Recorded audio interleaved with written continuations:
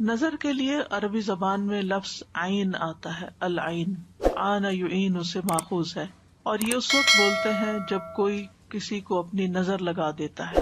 اس کی اصل حقیقت یہ ہوتی ہے کہ نظر لگانے والا کسی چیز کو پسند کرتا ہے، پھر اس کے نفس کی جو کیفیت ہوتی ہے، یعنی اس کے جو دل کی حالت ہوتی ہے، وہ اس کا پیچھا کرتی ہے۔ یعنی دیکھنے والا کسی چیز کو پسند کرتا ہے، اس کے دل کو اچھی لگتی ہے، اچھی لگنے کے بعد وہ اپنے دل میں کیا محسوس کرتا ہے؟ خوشی محسوس کرتا ہے، تعجب محسوس کرتا ہے، حسد محسوس کرتا ہے، دکھی ہوتا ہے، خوش نہیں ہوتا۔ تو یہ کیفیت اس نظر کے ذریعے اس چیز پر جا کر اثر انداز ہوتی ہے، اور اس کے مطابق اس کو پھر تکلیف پہنچتی ہے یا فائدہ ہوتا ہے۔ نظر کا اثر شعاع کی طرح ہے، جیسے سورج ہے تو سورج کی شعاعیں ہوتی ہیں، ریز ہیں، وہ ہم تک پہنچتی ہیں تو وہ ہمارے جسم پر اثر کرتی ہیں۔ حتیٰ کہ لیٹلی ایک شخص کا کہنا یہ ہے کہ اگر ہر روز کوئی شخص صبح 6 بجے سے لے کر 9 بجے کے بیچ میں سورج کی شعاؤں کو دیکھے، یعنی کہ سورج کو دیکھے، سورج کی شعاؤں کو دیکھے صرف 30 سیکنڈ کے لیے، تو وہ شعاعیں اس کی آنکھوں کے راستے اس کے برین تک پہنچتی ہیں، یعنی وہ روشنی برین تک پہنچتی ہے، اور پھر برین کے وہ اسے ٹریگر ہوتے ہیں جس سے جسم میں کینسر سیلز جو ہیں وہ مرتے ہیں۔ یعنی ایک قدرتی علاج ہے یہ، لیکن عام طور پر کیا ہوتا ہے، لوگ اس وقت سو رہے ہوتے ہیں، اور اگر جاگ بھی رہے ہوتے ہیں، سردیوں میں تو خیر 9 بجے سورج ہی نکل رہا ہوتا ہے، یا بادل ہی ہوتے ہیں، نظر نہیں آتے۔ تو کہتے کہ اگر بادل بھی ہوں تو پھر ٹائم بڑھا دیں، 5-6 منٹ کر دیں، لیکن وہ جو صبح کی روشنی ہوتی ہے، مارننگ لائٹ جو ہوتی ہے، اس کو دیکھنا ضروری ہے، وہ فائدہ مند ہے۔ اب ہے تو وہ روشنی، لیکن وہ روشنی آپ کے اندر جا رہی ہے تو آپ کے اندر کو بھی متاثر کر رہی ہے، آپ کے لیے صحت کا باعث بن رہی ہے۔ تو اسی طرح جو چیزیں نگاہ کے ذریعے ہمارے جسم کے اندر جاتی ہیں، وہ چیزیں ہماری شخصیت پر، ہمارے جسم پر، ہماری روح پر، ہمارے دل پر اثر انداز ہوتی ہیں، اور ہم عام طور پر اس کو سمجھتے نہیں ہیں۔ تو نظر لگانے والے کی آنکھ سے ایسی شعاع نکلتی ہے، ایسی ریز نکلتی ہیں جو نشانہ بننے والے کو نقصان دیتی ہیں۔ اب تو آپ دیکھیں مائکرو ویو میں بھی چیز جل جاتی ہے، صرف کیا ہے اس کے اندر، کوئی آگ تو نہیں لگی ہوئی، ریز ہیں، انویزیبل ریز ہیں۔ اسی طرح پتھروں کو توڑنے کے لیے بھی بعض ریز استعمال ہوتی ہیں، جیسے گال بلیڈر کے جو سٹونز ہوتے ہیں ان کو لیزر کے ذریعے ریموو کیا جاتا ہے۔ اسی طرح کچھ اور تھراپیز بھی لیزر کے ذریعے کی جاتی ہیں، یہ جو لیزر کے ذریعے بالوں کی جڑوں کو جلا دیا جاتا ہے۔ تو یہ بات پہلے زمانے میں تو شاید سمجھ میں نہ آتی لوگوں کو، لیکن اب یہ سمجھنی کچھ مشکل نہیں کہ یہ ریز جو ہے یہ اثر انداز ہوتی ہیں۔ نظر جو ہے وہ حسد کی وجہ سے بھی ہو سکتی ہے اور اپنے پیاروں کو بھی لگ جاتی ہے۔ اب ڈپینڈ کرتا ہے کہ کس شخص کی نظر کیسی ہے۔ کچھ لوگوں کی نظر میں زیادہ تاثیر ہوتی ہے، نظر کرم بھی کہتے ہیں نا، یعنی جہاں بری نظر ہوتی ہے وہاں اچھی نظر بھی ہوتی ہے، محبت کی نظر بھی ہوتی ہے، اور دوسرے کے ساتھ ایک احساس کی نظر بھی ہوتی ہے، کیئر کی نظر بھی ہوتی ہے، وہ بیمار کو فائدہ دیتی ہے۔ یعنی یہ نہیں کہ نظر صرف بری ہی ہوتی ہے، نظر اچھی بھی ہوتی ہے، لیکن جو شخص خبیث النفس ہوتا ہے، جو کسی کی خوشی پر، کسی کی نعمت پر خوش نہیں ہوتا، جو اللہ کی تقسیم پہ راضی نہیں ہوتا، اس کے اندر کی جو خباثت ہے اس کی نگاہوں کی ریز کے ساتھ دوسرے شخص کو متاثر کرتی ہے، اور جو شخص جتنا کمزور ہوتا ہے اتنا ہی پھر وہ وکٹم بن جاتا ہے۔ اسی لیے آپ دیکھیں کہ بچوں کو نظر زیادہ لگتی ہے، کیونکہ بچے ابھی کمزور ہوتے ہیں، ان کو نہیں پتا ایمان کیا ہے، ان کو نہیں پتا قرآن کیا ہے، ان کو ابھی کچھ پتا نہیں ہے، تو نہ وہ اپنے لیے کوئی دعائیں پڑھ سکتے ہیں اور نہ ہی وہ اپنے لیے کوئی دم کر سکتے ہیں۔ اسی لیے پیرنٹس کو چاہیے کہ وہ بچوں کی پروٹیکشن کا انتظام کریں، جیسے انہیں سردی گرمی سے بچاتے ہیں، بھوک سے بچاتے ہیں، نقصان دہ چیزوں سے بچاتے ہیں، بری کمپنی سے بچاتے ہیں، تو اسی طرح دعائیں اور اذکار پڑھ کر بھی ان کی پروٹیکشن کریں۔ حضرت ابراہیم علیہ السلام اپنے دونوں بیٹوں کے لیے دعا پڑھا کرتے تھے، اعوذکما بکلمات اللہ التامات من کل شیطان وہامۃ ومن کل عین لامۃ۔ اسی طرح نبی صلی اللہ علیہ وسلم حضرت حسن اور حسین پر، جبکہ ابھی وہ بچے تھے، ان پر بھی یہ پروٹیکشن کی دعا پڑھتے تھے نظر سے بچنے کے لیے۔ تو یہ جو نظر بد جس کو کہتے ہیں، جو انسان کو تکلیف دیتی ہے، اس میں بنیادی طور پر آنکھ کا ہی کردار ہوتا ہے۔ ابن القیم کہتے ہیں یہ زہریلے تیر ہوتے ہیں، یعنی نظر کے اندر سے جو ریز نکلتی ہیں وہ تیروں کی طرح ہوتی ہیں، جو نظر لگائے ہوئے شخص کی طرف حاسد اور نظر لگانے والے کے نفس سے نکلتے ہیں۔ کبھی اس کو یہ تیر لگ جاتے ہیں اور کبھی خطا بھی ہو جاتے ہیں. ضروری نہیں کہ ہر حاسد اور نظر لگانے والے کی آنکھ سے جو نکل رہا ہے وہ دوسرے کو نقصان بھی دے. باذن اللہ ہوتا ہے. ایک ہی شخص ہوتا ہے 10 لوگوں کو دیکھتا ہے مگر ایک کو لگتی ہے نظر, سب کو نہیں لگتی. خوش ہو کے یعنی دوسروں کے لیے ہمدردی اور خیرخواہی رکھتے ہوئے کسی کو دیکھے گا تو انشاءاللہ فائدہ بھی ہوگا, کیونکہ بنیادی طور پر نگاہ اور دل کا بہت گہرا تعلق ہے. تو دل کے اندر سے دل کی جو کیفیت ہوتی ہے وہ ٹرانسفر ہوتی ہے نگاہ کے ذریعے, نظر کے ذریعے دوسرے شخص پر, یعنی وہ دوسرے کو جا کے متاثر کرتی ہے, دوسرے کو جا کے لگتی ہے. تو اسی لیے تزکیے کا حکم ہے. اگر تزکیہ نہیں ہے اور لوگوں کے لیے دلوں میں نفرت ہے, حسد ہے, تو پھر اسی طرح کی نگاہ بھی ہوگی, ویسے ہی آپ دوسروں کو دیکھیں گے بھی اور دوسرے پھر اسی طرح کے ان کے اندر جذبات آپ کے لیے بھی پیدا ہوں گے. اور تو بہرحال نظر کا لگنا جو ہے یہ برحق ہے. نبی صلی اللہ علیہ وسلم نے فرمایا العین حق, صحیح بخاری کی روایت ہے. اس کا مطلب یہ ہے کہ یہ ایک ایسی حقیقت ہے جو ثابت شدہ ہے, واقعی ہے, یعنی اٹس اے ریالٹی. یہ صرف کوئی وہم و گمان کی بات نہیں کہ نظر لگتی ہے, بلکہ یہ ایک حقیقت ہے کہ ایسا ہوتا ہے. کفار اپنی نگاہوں کے ساتھ نبی صلی اللہ علیہ وسلم کو دعوت و تبلیغ کے کام سے روکنا چاہتے تھے, جس کا ذکر سورۃ القلم میں آتا ہے. وَإِن يَكَادُ الَّذِينَ كَفَرُوا لَيُزْلِقُونَكَ بِأَبْصَارِهِمْ لَمَّا سَمِعُوا الذِّكْرَ وَيَقُولُونَ إِنَّهُ لَمَجْنُونٌ. اور وہ لوگ جنہوں نے کفر کیا یقیناً قریب ہے کہ آپ کو اپنی نظروں سے گھور گھور کر ضروری پھسلا دیں جب وہ ذکر کو سنتے ہیں اور کہتے ہیں کہ یقیناً یہ تو دیوانہ ہے. یعنی وہ آپ کو ایسی نفرت بھری نگاہوں سے دیکھتے تھے جب وہ آپ کو قرآن پڑھتے ہوئے سنتے تھے کہ آپ پڑھنا روک دیں کسی طرح, یعنی اپنی نظروں سے آپ کو نقصان پہنچائیں. وہ تو اللہ تعالیٰ کی حفاظت تھی تو نقصان نہیں پہنچا سکتے تھے, لیکن ان کا مقصد یہی تھا. اور بالکل ایسے ہی ہوتا ہے کہ اگر آپ کسی سے بات کر رہے ہوں اور دوسرا شخص نفرت سے آپ کو دیکھ رہا ہو یا غصے سے دیکھ رہا ہو تو آپ اپنا کانفیڈینس بعض اوقات لوز کر جاتے ہیں. حالانکہ وہ کہہ کچھ نہیں رہا ہوتا, لیکن صرف اس کے دیکھنے کا انداز ایسا ہوتا ہے جس کو گھورنا کہتے ہیں بعض اوقات, تو وہ یعنی آپ کو آپ کی بات سے ہٹا دیتا ہے, یا آپ کی کنوکشن لوز ہو جاتی. ابن عباس رضی اللہ عنہما اس کی تفسیر میں کہتے ہیں اس کا مطلب یہ ہے کہ وہ اپنی نگاہوں سے تمہیں نظر بد لگا دیں. ابن کثیر کہتے ہیں اس میں اس بات کی دلیل ہے کہ اللہ عز و جل کے حکم سے نظر کا لگ جانا اور اس کی تاثیر کا پیدا ہو جانا برحق ہے. اسی لیے اللہ سبحانہ تعالیٰ نے نبی صلی اللہ علیہ وسلم کو حاسد کے حسد سے اور حاسد کے شر سے پناہ مانگنے کا حکم دیا. وَمِن شَرِّ حَاسِدٍ إِذَا حَسَدَ. تو عام طور پر جو نظر لگتی ہے وہ حاسد کی ہوتی ہے جو آپ کی نعمت پر خوش نہیں ہوتا. ابن قیم کہتے ہیں نظر بد کو لگانے کا اصل سبب اور بنیاد حسد ہے. اسی لیے بعض اذکار میں من حسد حاسد آتا ہے, یعنی حاسد جب حسد کرتا ہے اور اس کا حسد اس کی نگاہوں سے چھلکتا ہے اور وہ آپ کو تکلیف دیتا ہے, نقصان دیتا ہے, تو اس سے بھی اللہ تعالیٰ محفوظ رکھے. لیکن ضروری نہیں کہ صرف حسد کی بنیاد پر, بعض اوقات حسد کے علاوہ بھی, جیسے آگے میں وضاحت کروں گی کہ تعجب کی بنیاد پر, ایکسائٹمنٹ کی وجہ سے, محبت کی وجہ سے بھی نظر لگ جاتی ہے, جیسے ماں کی بچے کو لگ جاتی ہے. اور کبھی کسی انسان کی فطرت کی بنا پر, یعنی اس کے اندر جو ایک پوائزن ہے اوور آل لوگوں کے بارے میں, ایک تلخی ہے, ایک فطرت میں وہ بخیل ہے یا کسی کی خوشی پہ خوش نہیں ہوتا, تو اس کی نظر بھی لگ جاتی ہے. ضروری نہیں کہ وہ آپ کی جان پہچان ہو. مثلاً آپ ٹریول کر رہے ہیں, آپ نے کوئی اچھی جیولری پہنی ہوئی ہے, اچھے کپڑے پہن کے بیٹھے, اچھا سا بیگ لے کے بیٹھے ہوئے ہیں, اور دور کوئی سیٹ پر بیٹھا آپ کے سارے حال ولیے کا جائزہ لے رہا ہے اور اس کو بالکل اچھا نہیں لگ رہا یہ سب کچھ, کیونکہ اس کے پاس یہ سب نہیں ہے.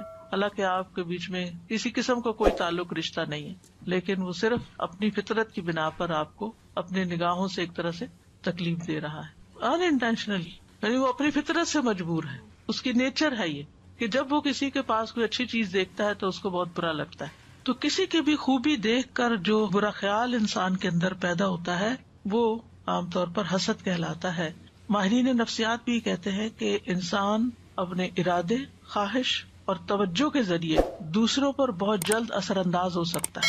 یعنی اگر آپ کسی کو توجہ دیتے ہیں, آپ اس کے ساتھ خیرخواہی کرتے ہیں, آپ اس کو کسی خاص ڈھنگ پر لانے کا ارادہ کر لیتے ہیں, مثلا اپنے بچوں ہی کے معاملے میں کہ اس کی تربیت کرنی ہے, اس کی یہ بری عادت ٹھیک کرنی ہے, اس کے اندر یہ چیز ڈالنی ہے, تو آپ کا ارادہ ہوتا ہے کہ اس کو یہ پڑھا کے چھوڑنا ہے, اس کو یہ سکھانا ہے, تو وہ چیزیں اثر انداز ہوتی ہیں. اچھا ارادہ ہو تو فائدہ ہوگا، اور اگر برا ارادہ ہے تو نقصان بھی ہو سکتا ہے. لیکن یہ یاد رکھیے کہ یہ سب کچھ اللہ تعالیٰ کی قضاء و قدر کے ساتھ ہوتا ہے، اللہ کے اذن ہی کے ساتھ ہوتا ہے. جیسے جادو کے سلسلے میں ہم نے قرآن مجید کی آیت پڑھی تھی، وَمَا هُمْ بِضَارِّينَ بِهِ مِنْ أَحَدٍ إِلَّا بِإِذْنِ اللَّهِ. تو نظر کا معاملہ بھی ایسا ہی ہے کہ بِإِذْنِ اللَّهِ ہی ہوتا ہے. اور بِإِذْنِ اللَّهِ کبھی نظر لگنے کی بنا پر انسان مر بھی سکتا ہے، یعنی نظر قتل بھی کر دیتی ہے، کبھی بیمار کر دیتی ہے، کبھی خوف زدہ اور دہشت زدہ کر دیتی ہے، کبھی کمزور کر دیتی ہے، اور کبھی کسی کو گرا دیتی ہے، پھسلا دیتی ہے. جیسے قرآن میں لَيُزْلِقُونَكَ بِأَبْصَارِهِمْ، کوئی شخص بلندی سے گر سکتا ہے، کوئی پانی میں ڈوب سکتا ہے، اچھا بھلا تیر رہا ہے اور ایک دم اس کے بیلنس خراب ہو گیا اور گیا. رسول اللہ صلی اللہ علیہ وسلم نے فرمایا، اللہ کی قضاء و قدر کے بعد نظر بد ہی میری امت کے اکثر لوگوں کی موت کا سبب بنتی ہے. ایک اور حدیث میں آپ نے فرمایا کہ نظر بد آدمی کو قبر میں اور اونٹ کو ہانڈی میں پہنچا دیتی ہے، یعنی انسان مر کے قبر میں پہنچ جاتا ہے اور اونٹ کو ذبح کر لیا جاتا ہے اور لوگ پکا کے اس کو کھا جاتے ہیں، حالانکہ وہ اچھا بھلا ہوتا ہے. تو بہرحال اس تمہید کا مقصد یہ تھا کہ ہم یہ اچھی طرح جان لیں کہ ہمارے دین میں اس کا کیا کانسیپٹ ہے. کچھ لوگ تو ہر چیز میں نظر کا اثر ماننے شروع ہو جاتے ہیں اور کچھ کسی چیز میں بھی اثر نہیں مانتے. تو اعتدال کی راہ وہی ہے جو ہمارے دین کی ہے کہ لگ بھی سکتی اور نہیں بھی لگ سکتی، بِإِذْنِ اللہ ہی سب کچھ ہوتا ہے. تو آج کی آیات میں ہم دیکھتے ہیں سورۃ یوسف کی، جس میں یوسف علیہ السلام کے والد یعقوب علیہ السلام اپنے بچوں کو لوگوں کی نظر بد سے بچانے کے لیے ایک خاص حکم دیتے ہیں. آیات سنیے، پھر اس کے بعد ان کی ہلکی پھلکی وضاحت کریں گے. اور یعقوب نے کہا، اے میرے بیٹو، تم سب شہر میں ایک دروازے سے داخل نہ ہونا، بلکہ تم مختلف دروازوں سے الگ الگ داخل ہونا، اور میں اللہ کی طرف سے آنے والی کسی چیز سے تمہیں نہیں بچا سکتا. حکم تو صرف اللہ ہی کا چلتا ہے، اسی پر میں نے توکل کیا، اور اسی پر پس چاہیے کہ توکل کرنے والے توکل کریں. اور جب وہ شہر میں اسی طرح داخل ہوئے جس طرح ان کے والد نے انہیں حکم دیا تھا، تو انہیں اللہ کے مقابل کوئی چیز کام نہ آئی، سوائے اس کے کہ یعقوب کے دل میں ایک خیال آیا تھا جسے اس نے پورا کیا. اور بے شک وہ البتہ علم والا تھا جو ہم نے اسے سکھایا تھا، لیکن اکثر لوگ جانتے نہیں. یعقوب علیہ السلام نے جب بنیامین کو باقی بیٹوں کے ساتھ مصر بھیجا تو اس وقت انہیں نصیحت کی کہ اے میرے پیارے بچوں، تم سب ایک دروازے سے شہر میں داخل نہ ہونا. یا بنیہ، مجھے بڑی حیرت ہوتی ہے، یہ سائیڈ نوٹ ہے، بڑی حیرت ہوتی ہے کہ ان بچوں نے کتنی تکلیف دی تھی. یعقوب علیہ السلام زندگی بھر کا روگ لگا لیا تھا، اپنے بھائی کو بظاہر مار ڈالا تھا، ختم کر دیا تھا، لیکن باپ کا رویہ کیسا رہا اولاد کے ساتھ؟ وہ ان پہ ناراض نہیں ہوئے، انہوں نے ان کو گھر سے نہیں نکالا، انہوں نے ان کو تانے نہیں دیے، انہوں نے ان کو بات بات پر ڈانٹا نہیں، بلکہ یا بنیا کہہ کے پکارتے. اس میں تربیت اولاد کا ایک بہت بڑا پہلو چھپا ہوا ہے کہ اولاد اپنی ہی ہے نا، جو بھی کرے وہ اپنی ہی ہے نا. اگر آپ ان کے لیے نہیں تو پھر کون ہوگا؟ وہ کچھ بھی کرے، آپ کو محبت سے، پیار سے اور خیر خواہی کے ساتھ ان کی تربیت کرنی ہے، ان کو اپنا بنانا ہے، ان کی غلطیوں کو معاف کرنا ہے، انہیں سیدھے راستے پہ لانا ہے. کیونکہ محبت جو کچھ کر سکتی ہے وہ نفرت نہیں کرتی. یعنی کتنی تکلیف ہوگی ان کے دل میں، اور کتنا مشکل ہوتا ہے کہ جب بچوں کی طرف سے تکلیف بھی پہنچے اور پھر انسان انہیں گلے بھی لگائے اور انہیں پیار سے بھی بلائے. لیکن بہت سے والدین اس کی پرواہ نہیں کرتے، اور وہ اگر بچوں نے کوئی ایسا کام کر لیا ہے جو قتل سے بڑا کیا جرم ہو سکتا ہے، باقی جرائم تو اس سے چھوٹے ہی ہوتے ہیں، اگر انہوں نے کوئی ایسا کام کر لیا ہے تو اس کہتے ہیں ہمیں شکل نہ دکھاؤ، تم گھر سے نکل جاؤ، اور ڈسون کر دیتے ہیں، چھوٹی چھوٹی باتوں پر لڑنے مرنے پہ تیار ہو جاتے ہیں. ایسے بچوں کی زندگی حرام کر کے رکھ دیتے. تو بہرحال کہتے ہیں میرے پیارے بچوں، تم سب ایک دروازے سے شہر میں نہ جانا. انہیں پروٹیکٹ کرنے کے لیے سفر کرنے کا طریقہ بتا رہے ہیں، بلکہ مصر میں مختلف دروازوں سے ایک ایک دو دو کر کے داخل ہونا، تاکہ تم لوگوں کی نگاہ میں نہ ہو، تمہیں بری نظر نہ لگے. کیونکہ آپ کو پتا کہ فلسطین کے لوگ ویسے بھی کتنے خوبصورت ہوتے ہیں، اور پھر وہ سارے جوان لڑکے اور وہ سارے کے سارے ایک گروپ بن کے اگر ایک ہی جیسی شکلوں جیسے وہ داخل ہو رہے ہوں تو کوئی بھی دیکھے گا تو جو نظر موجب ہوتی، تعجب والی، حیرانگی والی، خوشی والی، وہ ان کو نقصان دے سکتی ہے. چونکہ وہ خوبصورت تھے، طاقتور تھے، مضبوط نوجوان تھے، تو انہیں ڈر تھا کہ نظر لگے گی. اور ساتھ ہی پھر کہا کہ میں اپنی اس تدبیر کے ذریعے اللہ کی قضاء و قدر کو نہیں ٹال سکتا. سبب اختیار کرنا ہمارا کام ہے، لیکن باقی پھر اللہ کے ہاتھ میں ہے. یعنی احتیاط تقدیر کی راہ میں حائل نہیں ہو سکتی، تمام فیصلے اللہ کے اختیار میں ہیں. اس میں کسی اور کا کوئی دخل نہیں ہے، اس لیے میں اس پہ توکل کرتا ہوں. تو ایسے تمام معاملات جن کے معاملے میں انسان کا دل چھوٹا ہوتا ہے، خوف ہوتا ہے، انسان کو چاہیے کہ تدبیر اختیار کرے اور باقی اللہ پہ بھروسہ کرے اور اپنا دل ہلکا کر لے. تو کہتے ہیں کہ تمام لوگوں کو بھی صرف اسی پہ بھروسہ کرنا چاہیے، یعنی وہ ساتھ دوسروں کو بھی سبق سکھا رہے ہیں. تو بہرحال یوسف علیہ السلام کے بھائی مصر پہنچ کر والد کی نصیحت کے مطابق مختلف دروازوں سے شہر میں داخل ہوئے، لیکن ہوا وہی جس کی کھٹک تھی ان کے دل میں کہ بنیامین کے ساتھ وہ واقعہ پیش آ گیا اور بنیامین کو انہیں وہیں چھوڑنا پڑا. وقال یا بنی لا تدخلوا من باب واحد وادخلوا من ابواب متفرقہ، اے بچوں ایک دروازے سے نہیں مختلف دروازوں سے داخل ہونا. وما اغنی عنکم من اللہ من شیء ان الحکم الا للہ علیہ توکلت وعلیہ فلیتوکل المتوکلون. یعنی انسان اپنا مطلوب اور مقصود توکل کے ذریعے حاصل کر سکتا ہے. وَلَمَّا دَخَلُوا مِنْ حَيْثُ أَمَرَهُمْ أَبُوهُمْ مَا كَانَ يُغْنِي عَنْهُمْ مِنَ اللَّهِ مِنْ شَيْءٍ. تو پھر جب وہ اسی طریقے پہ داخل ہوئے جس پہ ان کے والد نے انہیں گائیڈ کیا تھا، لیکن وہ تدبیر ان کے کام نہ آئی. إِلَّا حَاجَةً فِي نَفْسِ يَعْقُوبَ قَضَاهَا، مگر یہ ایک ضرورت تھی، ایک حاجت تھی، ایک تڑپ تھی جو یعقوب علیہ السلام کے دل میں تھی کہ جس کو انہوں نے پورا کیا تھا. یعنی ایک خیال تھا جو انہوں نے بیان کر دیا، اور ان کا خیال ایسا ویسا نہیں تھا. وَإِنَّهُ لَذُو عِلْمٍ لِمَا عَلَّمْنَاهُ، وہ ہمارے دیے ہوئے علم کی بنا پر صاحب علم تھا، اس نے علم کی بنا پر یہ بات کہی تھی. یہ ہے اہم نقطہ کہ ان کو پتا تھا کہ نظر لگتی ہے، اور انہوں نے علم کی بنا پر ہی تدبیر اختیار کی تھی، اور علم کی بنا پر یہ کہا تھا کہ اللہ کی تقدیر کو میں نہیں ٹال سکتا، اور علم کی بنا پر ہی کہا تھا کہ توکل کرنا.